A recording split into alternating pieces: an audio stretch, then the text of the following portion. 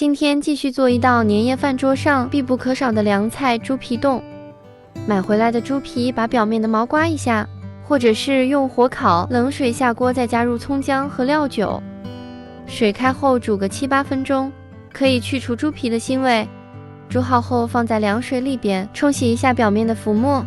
下面需要把猪皮里边的那层油脂给去掉。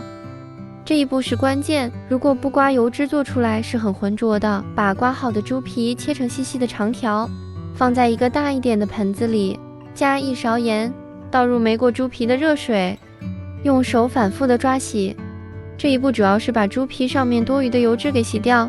等水洗的比较浑浊了，需要把它倒掉，重新用新的水，一共换水4到5次。等最后一遍水洗的比较清透了，也就可以了。这样做出来的皮冻是透明的。猪皮内放入2个大料姜片和葱段，1斤猪皮加2斤半的热水。如果水加多了，做出来的皮冻容易散不结实。放入蒸锅内蒸2个小时，蒸好后把里边的葱姜给挑出来扔掉，把它倒入容器内，方的圆的都可以。